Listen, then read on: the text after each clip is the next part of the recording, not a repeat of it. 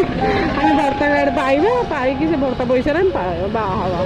ସବୁ ସାଙ୍ଗମାନେ ତ ବାହା ହେଇଗଲେଣି ଆଉ ଆମେ ଖାଲି ବାହା ହେଲେ ନା ତାଙ୍କର ବା ସବୁ ବକେଟରୁ ବକେଟ ଛୁଆ କିଏ ଷଷ୍ଠ ପଲାନ୍ତ କିଏ ଅଷ୍ଟମ ପଲାଣି। ମିଳିଲେ ଆମକୁ ମିଳିଲେ ଭାଇ ଆମ ମାଉସୀ ମାଉସୀ ଡାକୁଛନ୍ତି। ଗୋଟେ ସାଙ୍ଗ ତ ମତେ କହିଲା ତୁ ବାହାକୁ କାଇଁ ମୋ ଝିଅ ବାହା ହେଲା ମୁଁ କହିଲି ମୁଁ ତୋର କୋଉ ଆଡୁ ଆଣ୍ଟି ଭଳିଆ ଦେଖାଯାଉଛି ଲୋ। ଆମେ ଲାଷ୍ଟ କେମିତି ଆଣ୍ଟି ଆଣ୍ଟି ଡାକ ଶୁଣିବା, ତାଙ୍କ ଛୁଆ ଯେତେବେଳେ ମେଟ୍ରିକ ପରୀକ୍ଷା ଦେବେ ଆମ ଛୁଆ ଯେତେବେଳେ ଜନ୍ମ ନେବେ କଣ ଏଇଠୁ ଜୀବନ। ନା ନା ଆମେ ବାହା ହବାନି, ଆମେ ଭର୍ତ୍ତା ପାଇବା ବା ତୁମେ କହୁଥିଲ। ଆମେ ସେ ଭର୍ତ୍ତା ପଇସାରେ ହିଁ ବାହା ହବା ନା।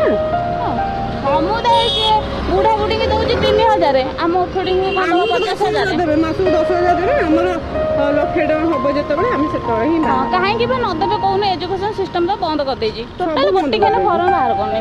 ଆଉ ତ ଯାହା ସବୁ ଫର୍ମ ବାହାର କରୁଛି ସେଟା ତ ସବୁ ଷ୍ଟ୍ରାଇକ୍ କରୁଛନ୍ତି। କିଏ ତାର ଏକ୍ଜାମ ପୁଣି କ୍ୟାନସଲ ହେଇଯାଉଛି, ସେମିତି ହେଇକି ସବୁ କ୍ୟାନସଲ କରିଦେଉଛନ୍ତି। ମୋହନ ସରକାର କେତେବେଳେ ଆମ ଦୁଃଖ ବୁଝିବେ? ଆମ ଦୁଃଖ ବୁଝିବ ଯେତେବେଳେ ଆମେ ତାକୁ ପ୍ରପରଲି କହିବା ଆମେ ହେଲେ କେଉଁଝର ଛୁଆ। କେଉଁଝରିଆ କୋଉ ଆଡୁ କହିଲ? କେଉଁଝରିଆ ଭଳିଆ ଦେଖା ହଉଛ ନା ତମେ? କେଉଁଝରିଆ, ମୋ କଥାବାର୍ତ୍ତା କେଉଁଝରିଆ ଭଳିଆ ଲାଗୁନି, ବାକି ମୁଁ ହେଲି କେଉଁଝରିଆ। କେଉଁଝରିଆ ଭାଲୁ ନା ବାଘ ନା କଣ? ମୁଁ କେଉଁଝରିଆ, ନଈବି ଆନ୍ଦପୁରିଆ। ଆନ୍ଦପୁରିଆ ହୁଅ କି ଯୋଉଠିକି ହଉ, ମୋହନ କାହା କଥା ଶୁଣିବା ନାହିଁ। ସିଏ ତ ଏଠି ରସଗୋଲା ଖାଇଲାଣି ତ, ଆଉ ଏଠି ବାଦାମ ଚୋବେଇଲାଣି ଚୁଡା ଖାଇବ, ମୁଢି ଗୋଳେଇ ଦବା ସେ ଖାଇଦବ। ହଏ ହେନ୍ତା ନାହିଁ କହ।